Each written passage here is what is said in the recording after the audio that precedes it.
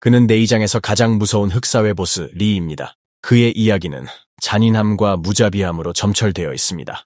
단지 큰 형님의 한마디에 상대 조직 일원 한 명의 손을 과감히 베어버릴 정도로 잔혹한 인물이죠.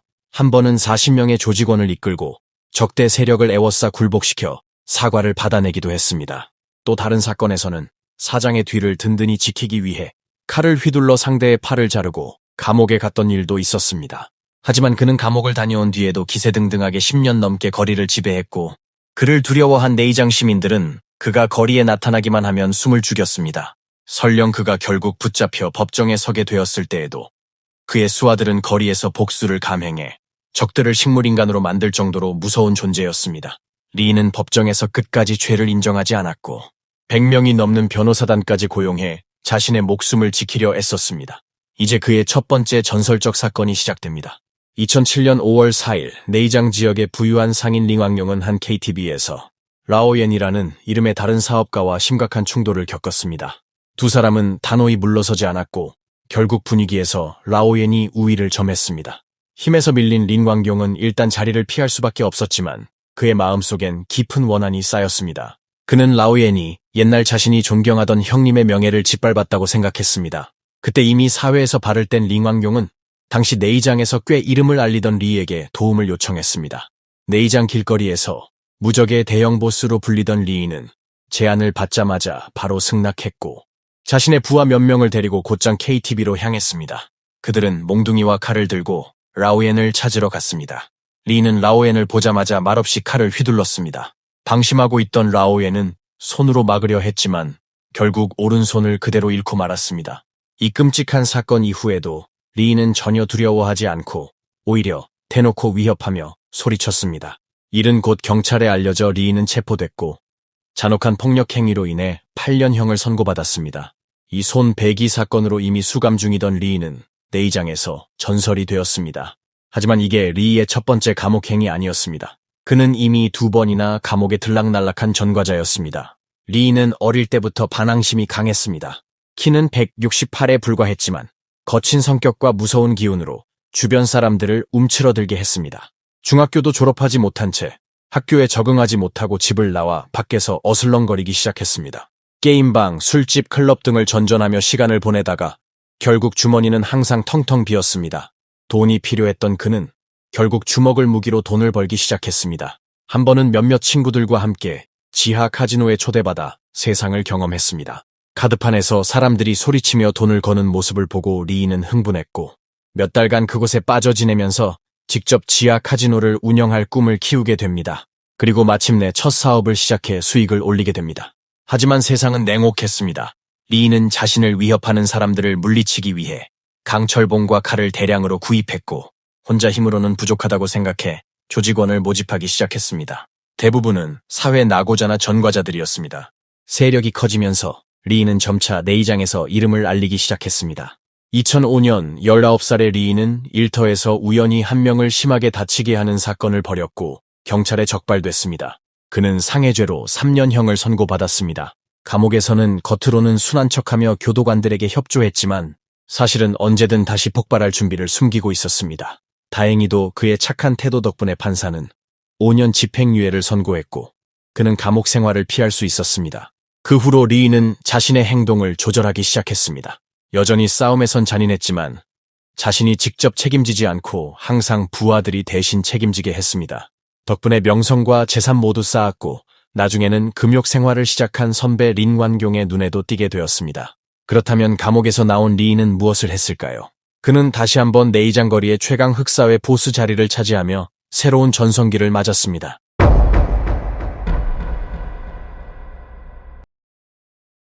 (2013년) 8년간의 수감 생활을 마치고 자유를 되찾은 리는 과거 도움을 받았던 린광용의 두터운 신뢰를 받으며 다시 거리로 복귀했습니다. 린광용은 리에게 자신의 중요한 사업 프로젝트를 맡기며 재기의 발판을 마련해 주었고 완전히 변화한 듯 보이는 리는 다시는 과거의 어리석음을 반복하지 않겠다는 듯 보였습니다. 그러나 그의 야망은 오히려 커져만 갔습니다. 리는 자신만의 세력을 확고히 다지기 위해 믿을 수 있는 핵심 멤버 4명을 선별하여 조직 내 요직에 앉혔습니다. 이들은 단순한 부하를 넘어 조직 확장과 통제를 책임지는 중추가 되었고 조직원들에게 철저한 규율과 충성을 강요했습니다. 리가 제정한 조직 규칙은 다음과 같습니다. 첫째, 금지 약물은 절대 취급하지 말 것. 둘째, 조직원은 무조건 상급자의 명령에 복종할 것. 셋째, 문제가 생기면 책임은 조직원 자신이 져야 한다는 점. 특히 조직 대장이 책임질 상황이 발생하면 의료비 보상과 추가 보상을 지급하는 등 조직원의 충성을 돈으로 확실히 묶어두려 했습니다. 또한 누군가 대신 죄를 뒤집었으면 그 가족에겐 집과 차량 구입비를 지원하는 등 파격적인 혜택을 약속했습니다. 리는 조직원들에게 호화로운 생활을 선사하며 충성을 유도했습니다. 별장과 고급 호텔을 오가며 화려한 유흥을 즐겼고 돈을 마음껏 쓰며 내의장 거리에서 함께하면 성공한다는 허상을 만들었습니다. 이러한 모습은 신입 조직원들을 끌어들이는 강력한 미끼가 되었습니다. 전직 조직원 출신 링완경과의 관계도 깊어져 리는 내의장 내 여러 인프라 사업에 관여했고 특히 모래와 자갈 등 건설 자재 시장을 사실상 독점하는 데 성공했습니다. 2014년 백마진 지역이 개발 붐을 맞으면서 리는 토목공사 계약과 도로 확장 프로젝트를 따내 큰 수익을 올렸습니다. 한 해에만 47만 위안을 벌어들이며 막대한 자본을 축적했습니다. 그러나 부와 권력이 커질수록 리의 행태는 더욱 교묘하고 무자비해졌습니다. 그는 고금리 대부 사업에도 손을 뻗쳤는데 빌린 돈을 갚지 못한 피해자들은 가족과 삶까지 파괴당하는 참혹한 상황에 놓였습니다. 예를 들어 한 투자 실패자로부터 60만 위안을 빌려준 리는 불과 3달 만에 원금과 이자를 합쳐 100만 위안을 받아내고 여전히 추가 압박을 가해 피해자를 쥐어짜냈습니다. 더는 견딜 수 없었던 피해자는 결국 고향을 떠나 다른 지역으로 도피할 수밖에 없었습니다. 이처럼 리의 고리 대금업으로 인해 수많은 내의장 주민들의 삶이 무너졌고 그 역시 수천만 위안의 재산을 쌓으며 내의장 내 최대 흑사회 두목으로 확고히 자리 잡았습니다. 상인들 중 다수는 그의 눈치를 보며 도와달라고 요청할 정도였고 리 조직은 단순한 폭력배 집단을 넘어 보호와 복수를 담당하는 방황제적 조직으로 기능했습니다.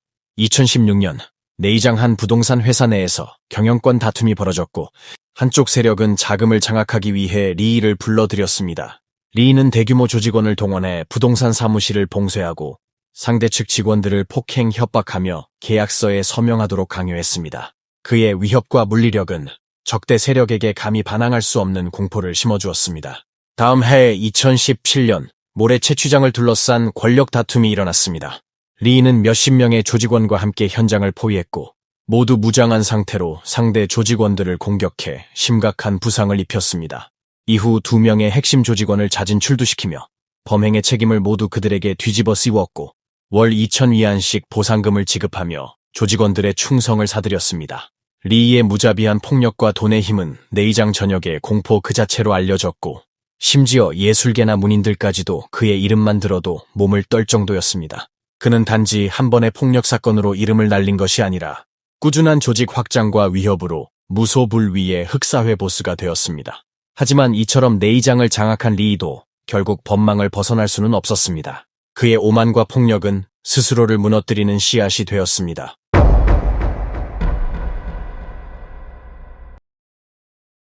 (2018년) 내의장 경찰과 사법당국은 리의 조직에 대한 본격적인 수사에 착수했습니다.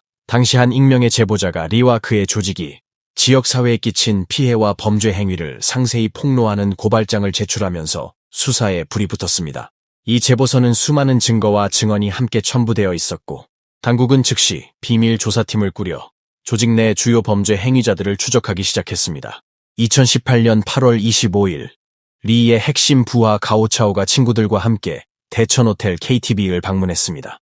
당시 가오차오의 여자친구가 화장실에 가는 도중 별명 가오라오지우로 알려진 남성에게 부적절한 신체 접촉을 당하는 일이 발생했습니다.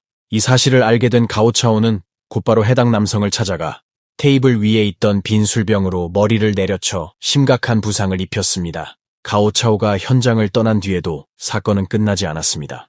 그는 다시 한번 리에게 도움을 요청했고 리는 약 40명의 조직원과 8대의 밴을 동원해 대천호텔로 향했습니다. 그러나 가해자인 가오라오지우는 이미 심한 부상 탓에 동료의 부축을 받으며 병원으로 이송 중이었습니다.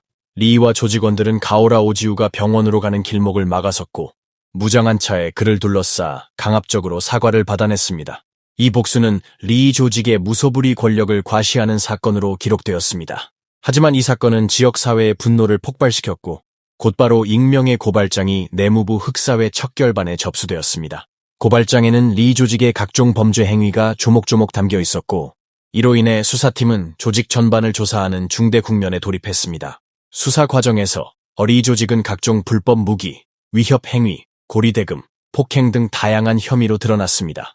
특히 조직의 핵심 멤버인 차오 위안즈가 가오라오지우를 상대로 잔혹한 칼부림을 벌여 피해자를 식물인간 상태로 만들었다는 사실이 밝혀지며 여론은 들끓었습니다. 차오 위안즈는 범행 후 도주했으나 곧 경찰에 체포되었고, 이 사건을 계기로 리 조직은 거의 전멸 상태에 빠졌습니다. 대규모 체포와 압수수색이 이어지면서 조직의 막대한 자산도 동결되었습니다. 조사 결과 리 명의로 된 고급 외제 차량 6대와 9채의 부동산, 그리고 1,300만 위안이 넘는 자금이 확인되었습니다. 2020년 8월 31일 리 사건은 정식으로 재판에 회부되었고 수많은 혐의에 대해 심판을 받게 되었습니다. 법정에서 리는 자신이 한 행동을 의리와 도덕 차원에서 이해해달라고 주장하며 무죄를 호소했지만 다수의 증거와 피해자 증언 앞에서 설득력을 잃었습니다. 리는 변호사 100명으로 구성된 대규모 변호인단을 고용해 마지막까지 법정에서 맞섰지만 결국 법원은 다수의 중범죄 혐의를 인정해 그에게 25년의 징역형을 선고했습니다. 함께 기소된 가오차오, 차오 위안즈, 그리고 다른 조직원들도 1년에서 18년까지 다양한 형량을 받으며 조직은 사실상 해체되었습니다. 이로써 네이장 지역을 공포에 떨게 했던 흑사회 리의 시대는 종지부를 찍게 되었습니다. 그는 충칭에서 전무후무한 가장 사치스러운 흑사회 두목이고 소문으로는 원창 형님의 쩐주라는 소문도 있습니다. 90년대 충칭에서 손꼽히는 대기업가로서 그는 약 2천억의 자산을 보유하고 있으며 수십 개의 회사를 소유하고 있습니다. 그 시절 1인당 월급이 몇만 원이었던 시절에 그는 벤틀리와 람보르기니를 타고 다녔습니다. 그의 사치스러운 소비 수준은 한때 충칭에서 가장 부유한 조직으로 불렸으며 심지어 막내 동생들도 외출할 때 BMW를 운전했습니다. 체포된 후 아내는 그를 구출하기 위해 풀어주는 사람에게는 10억을 지불하겠다고 합니다. 그러나 이렇게 권력, 돈과 명성이 충칭에서 절정에 달했던 인물이 예전에는 아내에게 이혼당하고 집도 없는 빈털터리였습니다. 그렇다면 그는 어떻게 절체절명의 상황에서 한 걸음씩 역풍을 뚫고 충칭시의 흑악 세력의 정상에 올랐을까요? 그의 이름은 천밍량이고 1957년 11월 21일 충칭시 위중구의 간부가정에서 태어났습니다. 그의 집에는 형제자매가 4명 있고 그는 셋째이며 부모님은 충칭시 시중구 교육위원회 주임입니다. 천밍량은 어릴 때부터 매우 똑똑했지만 당시에는 사회가 혼란스러운 시기였습니다. 초등학교는 2학년까지 다녔을 때 대규모로 휴교했으며 중학교 1학년이 되어서야 점차 회복되었습니다. 하지만 너무 많은 시간을 허비하는 바람에 고등학교에서 많은 걸 배우지 못했습니다. 1977년 천밍량은 고등학교를 졸업하고 부모님의 도움으로 계기 공장에서 일하게 되었습니다. 장강 계기 공장은 장강 케이블카 옆에 있는 국영 공장으로 대부분의 사람들이 동경하는 철밥통입니다. 하지만 야망이 큰 천밍량은 공장에서 평생 머무르는 것을 달가워하지 않고 2, 3년 후에 그는 사직할 생각입니다. 1980년은 개혁 개방 초기여서 많은 사람들이 사업에 뛰어들기 시작했습니다. 마침 이때 장장 계기 공장은 무급 휴직과 창업을 장려하는 정책을 내놓았고 천밍량은 기회를 잡아 사업에 뛰어들었습니다. 그 후 그는 돈을 빌려 허거 가게와 담배 도매하는 등 다양한 사업을 했지만 계속해서 성과를 거두지 못했고 그로 인해 무거운 부채 부담을 지게 되었습니다. 경제적 어려움 때문에 아내는 1983년 큰아들이 태어난 지 얼마 되지 않아 너무 가난해서 이혼하고 떠났습니다. 떠날 때 집안의 모든 가구를 다 옮겼을 뿐만 아니라 잠잘 때 쓰는 이불도 가져갔습니다. 천밍량의 집은 텅텅 비었지만 그럼에도 불구하고 사업의 꿈을 포기하지 않았습니다. 80년대 초 선전경제특구의 설립은 많은 상인들을 끌어들였고 천밍량도 대부대를 따라 선전으로 향했습니다. 하지만 이번에 수많은 실패와 반성을 겪은 후 마침내 이곳에서 시계를 도매하여 첫 번째 수익을 올렸습니다. 1985년 천밍량은 이 자금을 가지고 충칭으로 돌아와 첫 번째 돈으로 가게를 임대하고 전기 장비와 일용 자파를 팔기 시작했습니다. 그의 상업 제국은 바로 이 가게에서부터 한 걸음씩 설립되었습니다. 이 기간 동안 천밍량은 자주 물건을 사러 외출하였는데 우연히 두 번째 아내 조보우수를 알게 되었습니다. 조보우수는 당시 충칭권과 회사의 총구매원의 딸로 천밍량과 마찬가지로 장사의 꿈을 품고 있었습니다. 두 사람은 점차 익숙해진 후 사업 협력을 시작했고 점차 감정이 생겨 결국 결혼에 이르게 되었습니다. 조보우수는 타고난 사업가 기질이 있었습니다. 당시 충칭 거리에는 정량이라는 천이 매우 유행했고 이러한 제품을 구매하려면 국영기업의 지표 증명을 받아야 했습니다. 이 지표를 얻기 위해 젊은 조보우수는 기업 공급 판매 협동조합에 가서 하소연도 하고 미인계도 쓰면서 결국 책임자는 마음이 약해져서 지표를 천밍량에게 주었습니다. 바로 이러한 방법을 통해 두 사람은 다른 사람들이 들여오기 어려운 많은 물건을 빠르게 구입해서 부를 축적할 수 있었습니다. 당시 충칭 간부들이 10,000원도 안 되는 월급을 받고 있을 때 천밍량은 이미 수백만 원을 벌어들여 모두가 부러워하는 부자가 되었습니다. 사업이 계속 확장됨에 따라 천밍량의 상업 영역도 점차 커졌고 이후 5년 동안 장저우 계기회사와 충칭 장저우 실업유한 회사를 차례로 설립했습니다. 이후 엔터테인먼트 산업에 막대한 이익을 발견한 후 그 분야에도 진출했습니다. 그중 유명한 윈먼거 엔터테인먼트 클럽은 바로 천밍량과 마당이라는 조직폭력배 두목이 함께 공동 설립한 곳입니다. 천밍량은 이미 계기공장에서 일할 때부터 마당과 알고 지냈고 관계가 매우 깊었습니다. 그러나 당시 천밍량은 사직 후 선전으로 가서 사업을 했고 마당은 계속해서 충칭에서 발전했습니다. 천밍량이 충칭의 유명한 상인에서 조직폭력배 두목이 된 것도 바로 윈먼거에서 시작되었습니다. 사실 창업 초기부터 천밍량은 여러 차례 현지 불량배들로부터 협박을 받은 적이 있었습니다. 당시 충분한 배경과 세력이 부족했기 때문에 결국 순순히 돈을 낼 수밖에 없었습니다. 이러한 상황에도 천밍량은 물러서지 않고 오히려 그가 무폭 세계에 대한 이해와 갈망을 더욱 깊게 했습니다. 게다가 당시 충칭의 두 번째 왕이라고 불리는 조직폭력배 두목은 외출할 때마다 한 무리의 동생들로 둘러싸여 있어서 천밍량은 매우 부러워했습니다. 그때부터 흑사회를 갈망하는 마음이 더욱 강렬하게 싹트기 시작했고 윈먼거는 마침 강렬한 그의 마음을 이해한 듯 엄청난 발전을 했습니다. 윈먼거는 겉으로는 합법적인 유흥업소로 보이지만 뒤에서는 불법 영업을 전문으로 하는 클럽이며 주요 사업은 음란, 도박, 마약입니다. 천밍량은 바로 그 뒤에 숨겨진 정치 및 경제자원 플랫폼을 통해 많은 권력 있는 사람들을 만났습니다. 그 중에는 충칭시 공안국 전 부국장을 지낸 펑창젠과 충칭시 공안국 전 상무부국장 원창 등이 포함되어 있습니다. 이러한 관계자들의 보호 덕분에 윈먼거는 천밍량의 범죄 조직의 근거지가 되었습니다. 자신의 세력을 확장하기 위해 천밍량은 그때부터 미친 듯이 돈을 쏟아부으며 사회의 유휴 인력을 흡수하기 시작했습니다. 강력한 부하들을 찾기 위해 그는 심지어 사람을 감옥문 앞에 파견하기도 합니다. 싸움으로 들어간 적이 있는 사람은 모두 높은 연봉으로 그의 밑에 들어오게 됩니다. 이후 폭력 위협 등의 수단을 통해 천밍량은 조직과 산업을 급속히 확장하기 시작했고 대형 쇼핑몰, 골동품 도시, 부동산 개발, 호텔 아파트, 사무실 등을 포함한 다양한 산업에 진출했습니다. 천밍량은 충칭시 위중구에 3만 평의 충칭 티타늄 고삼엽 골동품 도시를 건설하는 데만 280억을 투자하여 현지의 상업 랜드마크 중 하나가 되었습니다. 이 기간 동안 천밍량은 단연간 쌓아온 인맥과 후원 덕분에 연속 3번 충칭 위중구 인민대표로 선출되었습니다. 사업을 시작한 지 엊그저께 같은데 불과 몇 년 만에 천밍량은 충칭의 유명한 자본거물이 되었다고 할 수 있습니다. 이러한 표면적인 정당한 사업 외에 뒤에서 볼 수 없는 산업에 천밍량도 많이 참여하고 있으며 그중 그에게 가장 많은 수익을 가져다 주는 것은 도박입니다. 하지만 그는 직접 카지노를 개설한 것이 아니라 일부 기업 사장들을 마카오로 속여 도박을 하게 하고 대출 등을 통해 풍부한 보수를 얻었습니다. 2006년 왕빈이라는 기업의 사장이 사업이 잘 되어 천밍량의 눈에 띄었습니다. 그는 상대방의 재산을 착취하기 위해 직접 방문하여 함께 놀자는 명목으로 마카오로 데려갔습니다. 왕빈은 천밍량의 속임수로 결국 160억 원을 잃었고 마카오를 떠날 때 여전히 40억의 채무를 상환할 수 없었습니다. 마카오에서 돌아온 후 그 기업의 사장은 천밍량에게 폭력, 협박 등의 수단을 당했고 매달 1억 원의 이자를 상환하는 계약을 체결했습니다. 2006년부터 2009년까지 3년 동안 천밍량은 10명이 넘는 기업가들을 속여 마카오로 가서 도박을 하게 했고 단지 세마만으로 120억을 벌었습니다.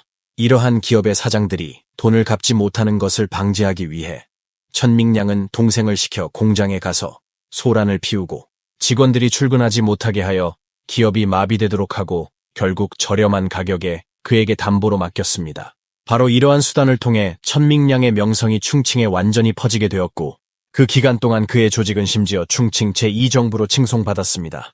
어떤 억울한 일이 있어도 돈을 주고 천밍량을 찾으면 즉시 해결했습니다. 충칭에서 11년간 근무한 정처급 간부 허룬장이 큰 돈을 들여 천밍량을 자신의 일을 해결해달라고 부탁합니다. 허룬장은 충칭 위베이구 화교연합회 주석, 위베이구 공산연합회 부회장, 부동산협회 회장을 역임했으며 회사 자산도 매우 풍부합니다. 당시 허룬장은 충칭의 또 다른 조직폭력배 두목 왕싱창과 함께 찻집에서 카드놀이를 하다가 194억 원을 잃고 차용증을 썼습니다. 하지만 다음 날부터 왕싱창의 부하들이 매일 빚을 받으러 찾아갔고 허룬장은 사기를 당한 것 같아서 돈을 지불하고 싶지 않지만 매맞을까봐 천밍량을 찾아서 이를 해결해달라고 한 것입니다. 왕싱창은 비록 다소 유명한 우두머리이지만 천밍량에 비하면 보잘것없고 당연히 그를 건드릴 수 없습니다. 결국 이 일은 천밍량의 개입으로 인해 왕싱창은 허룬장으로부터 40억 원만 받았고 더 이상 그에게 폐를 끼치지 않겠다고 약속했습니다. 허룬장은 천밍량에게 보답하기 위해 36억 원을 보수로 지불했습니다. 이처럼 많은 유사 사건과 회색 산업과 부동산 개발을 통해 천밍량의 부하 세력은 더욱 커졌습니다. 2009년이 되자 그의 개인 재산은 2천억을 넘었습니다. 부가 빠르게 축적된 후 천밍량의 생활 방식도 천지개벽의 변화를 겪었습니다. 다른 사람들은 한 대의 고급차를 가지기 위해 평생 노력해야 하지만 천밍량은 엄청난 많은 고급차를 소유하고 있습니다. 충칭의 첫 번째 10억 원 상당의 벤틀리가 천밍량이 샀고 그 외에도 8억 원 상당의 람보르기니, 4천만 원 상당의 순금 맞춤형 휴대폰, 2억 원 명품 시계 등이 있습니다. 그 당시 그 시절 에르메스, LB 등 여러 사치품이 옷장을 가득 채웠습니다. 차를 사고 많은 명품을 구매하는 것 외에도 천밍량은 골동품을 수집하는 것이 가장 큰 취미입니다. 수년간 구매한 골동품은 셀 수 없이 많으며 심지어 한때 충칭의 제1골동품 상인으로 불렸습니다. 그리고 소속 동생들의 충성심을 높이기 위해 천밍량은 충칭 그랜드 월드 호텔에서 3개의 스위트룸을 임대하여 소속 동생들이 즐길 수 있도록 했습니다. 그리고 그는 매일 다른 미녀를 데리고 대세계 룸에 장기 거주하며 그가 얻을 수 있는 모든 럭셔리를 즐기고 있습니다. 그때 천밍량의 인생은 절정에 달했다고 할 수 있습니다. 하지만 바로 이 시기에 충칭의 전무후무한 조직폭력 단속 폭풍이 점차 시작되었고 그 배후 인맥이 잇따라 조사되면서 이 폭력 조직 관련 거물도 예외가 아니었습니다. 2009년 6월 5일 대세계에서 마약을 복용하던 천밍량이 경찰에 체포되었습니다. 하지만 아내가 남편이 체포되었다는 소식을 들은 후 그녀는 즉시 돈을 챙겨 도망치는 대신 수십억을 가지고 베이징으로 가서 돈을 사용해 남편의 죄를 벗을 기회를 찾으려 했습니다. 그녀는 심지어 누가 천밍량을 풀어줄 수만 있다면 즉시 10억 원의 현금을 지불하겠다고 했습니다. 그러나 마지막까지 그의 돈은 한 푼도 사용하지 못했습니다. 베이징에서 충칭으로 돌아온 아내는 남편을 찾기 위해 심지어 큰 돈을 들여 해외 킬러를 찾고 천밍량 사건 수사에 참여한 경찰을 직접 죽이려 했습니다.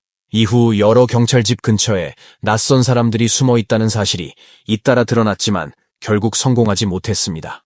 2010년 2월 4일 천밍량을 비롯한 30여 명의 핵심 구성원이 법정에 수감되었습니다. 최종적으로 천밍량은 조직폭력배 성격 지도죄, 마약 밀매 및 운송죄, 고의상해죄 등 7가지 죄목으로 사형을 선고받았고 핵심 멤버인 마당과 레이더밍은 사형유예를 선고받았으며 나머지 28명은 각각 17년에서 9년의 형기를 선고받았습니다. 이로써 과거 충칭 최고의 폭력 조직으로 불렸던 천밍량 조직은 막을 내렸습니다. 류진융, 이 이름은 후난 지역에서 마치 호랑이를 언급한 듯 사람들을 공포에 떨게 하는 존재였습니다. 그의 악명은 1990년대 말 이미 샹중 전역에 퍼져 있었으며 그에 대한 이야기를 들으면 많은 이들이 등골이 오싹해졌습니다. 누군가는 그를 타고난 악마라 했고 또 누군가는 사회와 운명이 그의 잔혹함과 오만함을 빚어냈다고 평했습니다. 그러나 어떤 말로도 가릴 수 없는 진실은 하나였습니다. 류진융은 셀 수 없는 피와 폭력을 통해 샹중 제1흑사회의 두목 자리에 올랐습니다. 1972년 3월 후난 신화셴 멍궁전의 한 가난한 농가에서 류진융이 태어났습니다. 이 이름은 훗날 샹중 지역의 두려움과 공포의 상징이 됩니다. 어려운 가정 환경 속에서 성장한 그는 부모가 외지로 돈벌이를 나가자 어린 시절을 할머니 품속에서 보내며 점점 고립되고 반항적인 성격을 가지게 되었습니다. 그는 총명하여 고전을 줄줄 외우고 수학 성적도 뛰어났으나 가난과 거친 환경은 그의 성장 경로를 독처럼 오염시켰습니다. 13살 무렵부터 류진융은 거리에서 싸움과 폭력을 일삼으며 점차 악명을 떨치기 시작했습니다. 그의 폭력적 본성은 소년 시절 수차례의 충돌에서 드러났고 특히 한 번은 동생을 지키기 위해 다수와 맞서 싸우며 이름을 떨쳤습니다. 고등학교를 끝까지 다니지 못하고 학교를 그만둔 그는 빠른 돈을 좇으며 일찍이 범죄의 길로 접어들었습니다. 초기의 노동 경험은 그의 끝없는 탐욕과 야망을 채워주지 못했습니다. 1990년대 말 류진융은 광둥 둥관으로 내려가 급속히 성장하던 유흥과 음지 산업에 뛰어들었습니다. 이곳에서 그는 처음으로 조직적인 매추 날선, 지하 도박장 운영, 고리대금업에 손을 대기 시작했습니다. 그는 가짜 취업 알선 등의 수법으로 고향의 젊은 여성들을 유인해 자신의 범죄 산업 사슬의 기초를 쌓아 올렸습니다. 둥관의 도박장과 성매매 업소에서 그는 막대한 재산과 인맥을 축적했습니다. 후난으로 돌아온 류진융은 광둥에서 배운 운영 방식을 고향에 접목시켰습니다. 그는 곧 랴오젠웨이, 류융화, 양모, 천빈빈으로 이루어진 4대 금강 핵심팀을 꾸렸습니다. 이들은 각각 보호비 수금, 고리대금 독촉, 도박장 관리, 내부 문제 처리 등을 맡으며 치밀하게 분업화된 흑사회 조직 구조를 세웠습니다. 류진융은 절대적 우두머리로서 전체를 지휘하고 불법 사업 전반을 조율했습니다. 그의 도박장 운영 방식은 치밀하고 교활했습니다. 초반에는 일부 도박꾼에게 소액의 승리를 안겨주며 더 많은 돈을 끌어모은 뒤 조작된 판과 고금리 빚으로 도박꾼을 파멸시켰습니다. 돈을 모두 잃은 자들에게는 채무 계약서와 강압적 독촉으로 절망을 안겼습니다. 도박장 입구에는 칼을 든 부하들이 상주하며 빚을 갚지 않으려는 자에게 즉시 폭력을 행사했습니다. 이로 인한 충돌은 끊이지 않았습니다. 고리대금 역시 류진융 흑사회의 주요 자금줄 중 하나였습니다. 그는 급전이 필요한 이들에게 터무니없는 고금리로 돈을 빌려주었습니다. 계약에는 하늘 높은 줄 모를 이자가 명시되어 있었으며 채무자는 갚지 못하면 가상음은 물론 불법 감금과 폭행을 당하거나 재산을 빼앗기는 지경에 이르렀습니다. 그는 전문 채권 추심팀을 운영하며 강압과 회유를 병행하여 자금 흐름을 유지했습니다. 류진융은 동시에 여러 곳에서 돈 세탁을 위한 합법 위장 사업을 운영했습니다. 표면적으로는 호텔과 유흥업소였으나 실상은 도박과 마약 거래를 숨기기 위한 은신처였습니다. 호텔 2층에는 늘 도박장이 암암리에 운영되었고 3층은 성매매 장소로 쓰였습니다. 지하실은 더욱 음침했습니다. 이른바 사형장이라 불리며 빚을 갚지 않거나 배신한 자들에게 무자비한 폭력이 가해지는 공간이었습니다. 피비린내가 진동하는 그곳에서 류진융의 권력은 더욱 공고해졌습니다. 그의 조직 내부는 군대처럼 철저히 관리되었습니다. 핵심 멤버는 각자 맡은 사업을 책임지는 동시에 부하들을 교육하고 감시하는 의무를 졌습니다. 새로 들어온 조직원들은 반드시 입문시험을 거쳤습니다. 극단적 충성심과 폭력을 증명해야만 했습니다. 실패하거나 의심받으면 가차없이 제거되었습니다. 조직 내 배신자와 밀고자에게는 극형이 내려졌으며 이는 팀 전체에 공포를 심어주었습니다. 그 누구도 함부로 움직이지 못했습니다. 류진융은 폭력만으로는 흑사회의 왕좌를 지킬 수 없음을 잘 알았습니다. 그는 공권력과의 결탁을 꾀하며 자신만의 보호막을 구축했습니다. 선물 공세, 금전 뇌물, 각종 이권 제공을 통해 경찰, 관리, 지역 공무원들과 비밀스런 거래를 맺었습니다. 이들은 류진융에게 단순한 정보원에 그치지 않았습니다. 경찰 단속 움직임을 미리 알려주고 증거인멸과 증인 회유에 협조했습니다. 덕분에 그는 번번이 법의 심판을 피해갈 수 있었습니다. 그 자신은 돈은 신도 움직인다. 그들이 있으면 나는 무적이다. 라고 떠벌리곤 했습니다. 류진융의 세력은 신화, 러우디, 둥관 등지로 뻗어나갔습니다. 도박, 성매매, 마약, 고리대금업이 거미줄처럼 얽혀 사회를 잠식했습니다. 평범한 사람들은 그의 이름조차 입에 올리기를 꺼렸습니다. 류진융의 이름은 두려움의 대명사였습니다. 그가 관리하는 상권에서는 장사치들이 꼼짝없이 보호비를 내야 했습니다. 거부하면 폭력과 파괴가 뒤따랐습니다. 류진융은 2000년대 초 더 큰 돈을 쫓아 마약 사업에 뛰어들었습니다. 광둥과 광시의 마약상과 연계하며 후난의 마약을 대량으로 공급했습니다. 그의 마약 조직은 치밀했습니다. 상부에서는 전문 마약상이 조달을 담당했고 중간 단계는 무장한 운반책들이 맡았으며 특수 개조 차량과 은밀한 경로로 경찰의 눈을 피했습니다. 최종 판매는 그의 부하들이 밤거리와 유흥업소를 무대로 펼쳤습니다. 류진융은 경찰 일부를 매수해 단속을 무력화시켰습니다. 위험이 닥치면 즉각 실행팀을 투입해 내부 밀고자와 경쟁자를 제거했습니다. 동시에 그는 강제 성매매 산업을 키웠습니다. 가짜 취업 광고와 허위 알선을 통해 젊은 여성들을 유인했습니다. 일단 류진융의 소나귀에 들어온 여성들은 감시와 폭력에 시달리며 도망칠 수 없었습니다. 이들은 호텔과 모텔, 개인주택 깊숙한 곳에 숨겨져 감금되었습니다. 탈출 시도는 잔혹한 응징으로 돌아왔습니다. 성매매 업소는 돈 세탁과 정보 교환의 거점으로도 쓰였습니다. 이로써 류진융의 범죄 제국은 더욱 거대해졌습니다. 그의 4대 금강, 랴오젠웨이, 류융화, 양모, 천빈비는 각 사업을 책임지며 수백 명의 부하를 거느렸습니다. 입단을 원하는 자들은 폭력성과 충성심을 시험받았고 그 과정에서 수많은 피가 흘렀습니다.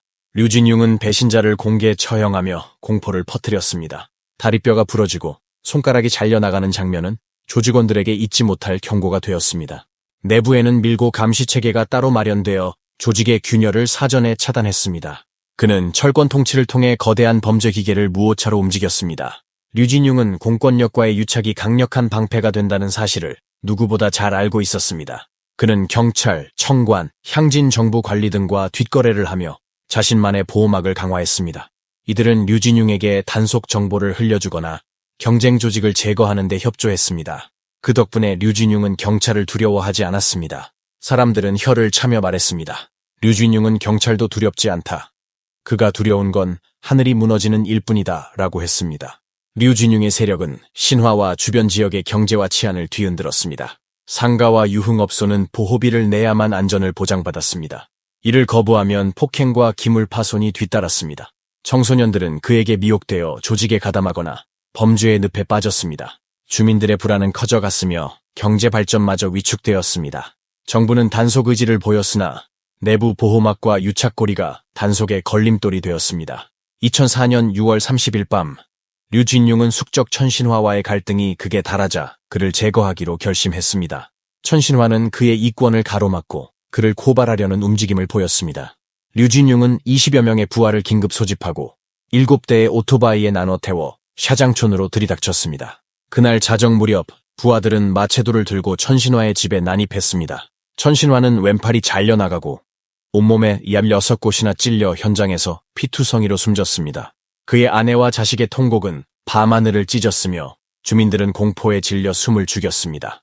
집안이 도살장 같았다는 주민들의 말처럼 그날 밤 샤장촌은 피비린내로 가득 찼습니다. 천신화의 어머니는 평생을 슬픔 속에 살게 되었습니다.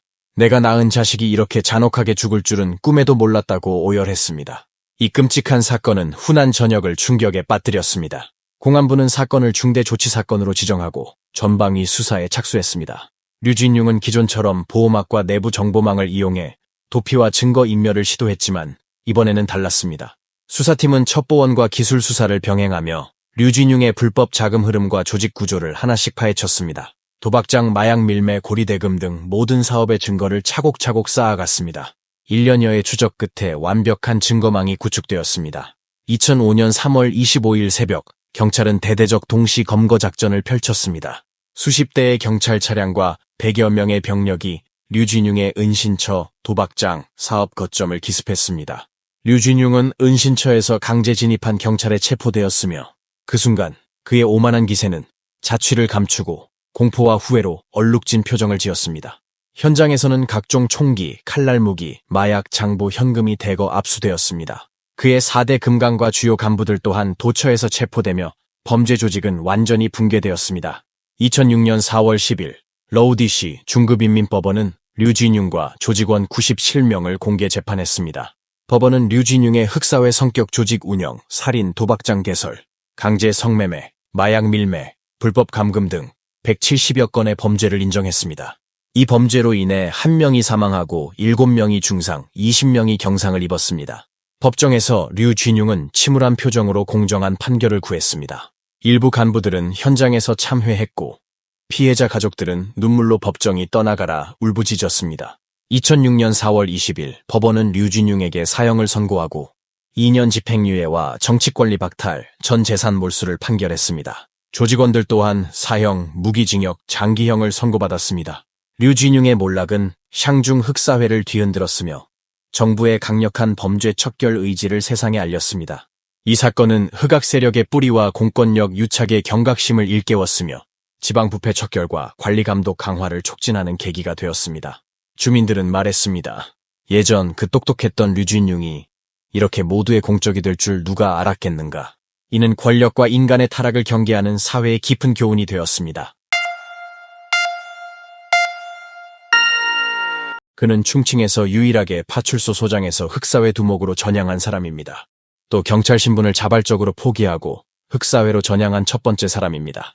과거 경찰 학교에서 최고이자 모범으로 칭송받았던 그는 폭력적인 통치를 통해 10여 개의 회사 상업 제국을 만들었을 뿐만 아니라 10여 년 동안 16건의 범죄를 저질러 3명이 사망하고 3명이 중상을 입었습니다. 한 기업 사장의 분쟁을 해결하기 위해 심지어 500명의 부하들을 동원하여 온 구역을 가득 채워 교통까지 마비시켰습니다. 타지에서 체포되더라도 그는 자신의 능력을 바탕으로 핵심 인력이 모든 범죄 증거를 인멸할 수 있도록 할 수 있습니다.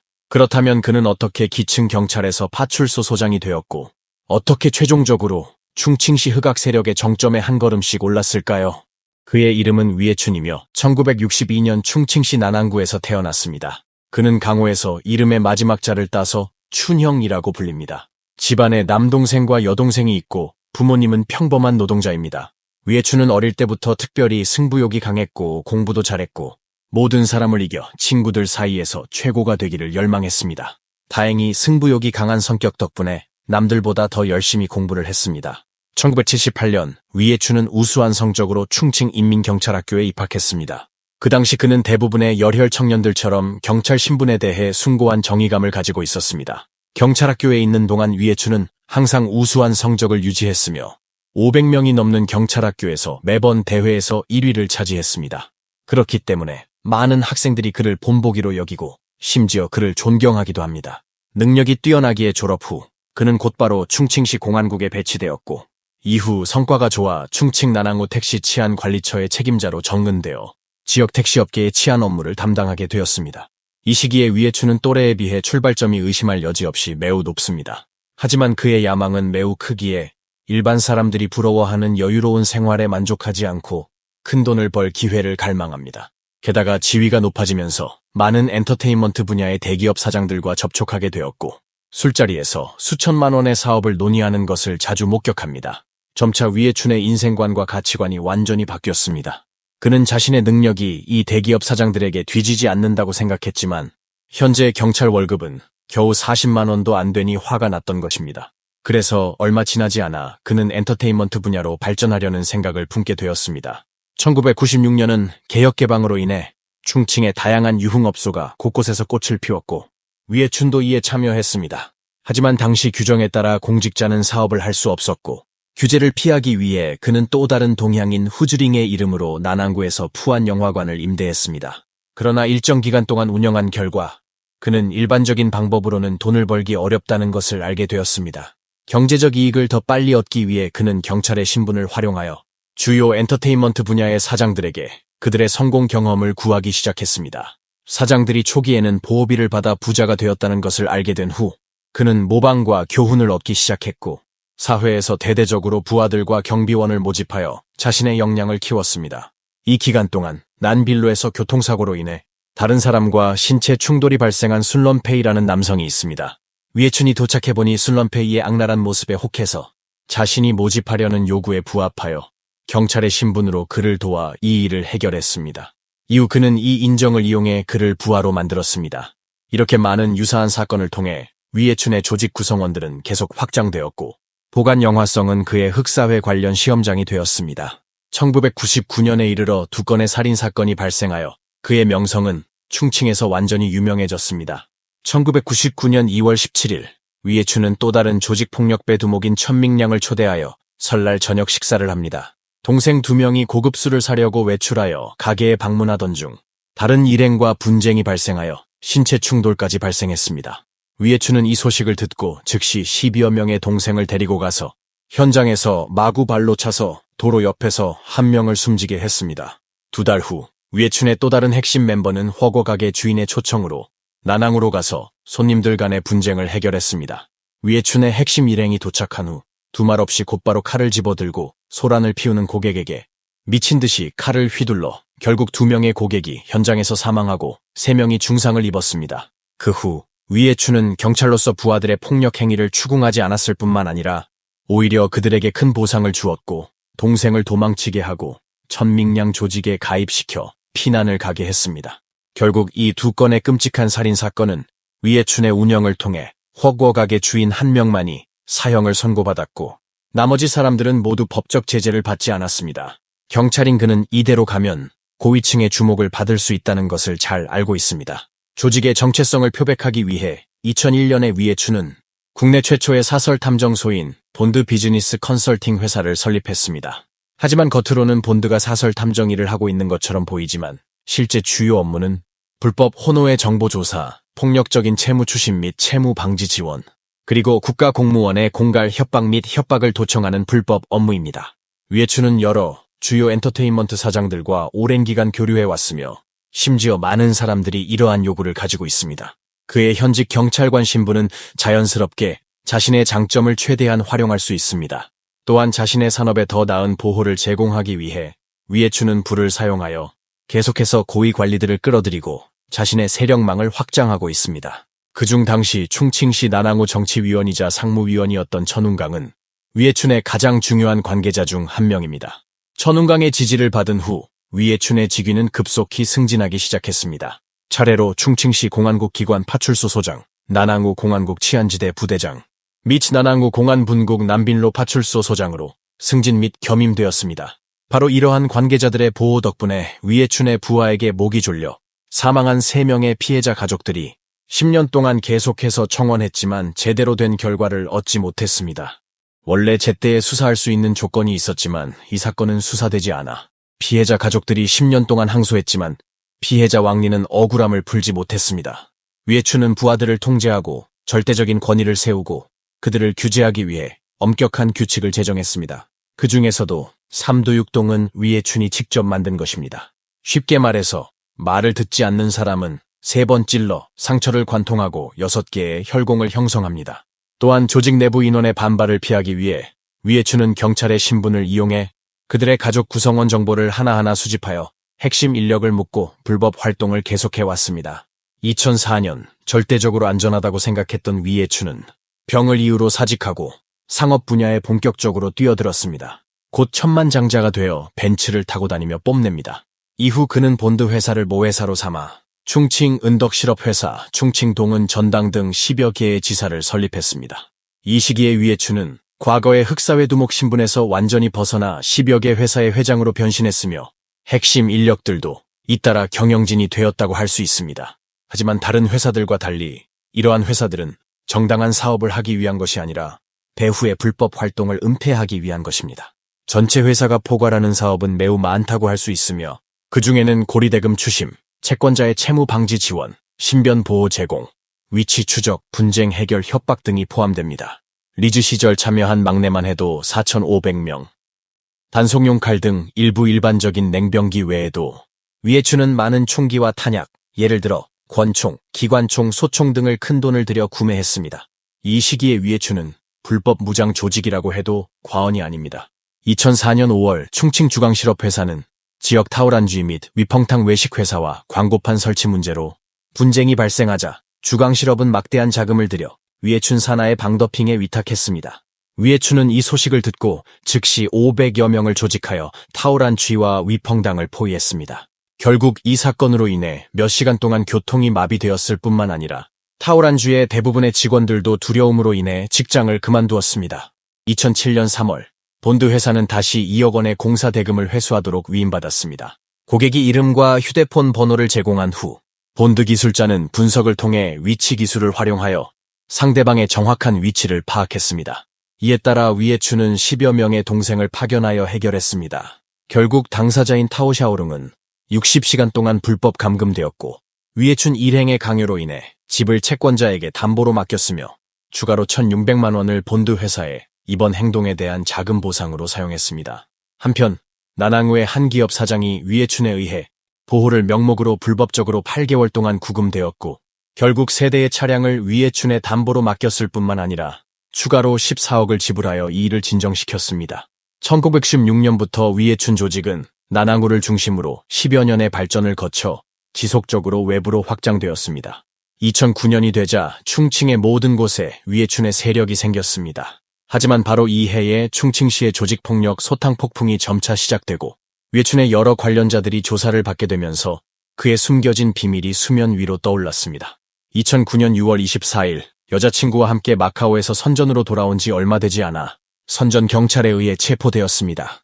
동시에 본드 회사의 핵심 멤버 11명도 차례로 체포되었습니다. 그러나 이후 경찰이 본드와 위해춘의 집을 수색했지만 일부 명품 시계와 현금 외에는 어떠한 불법 도구나 회사 계좌도 발견하지 못했습니다.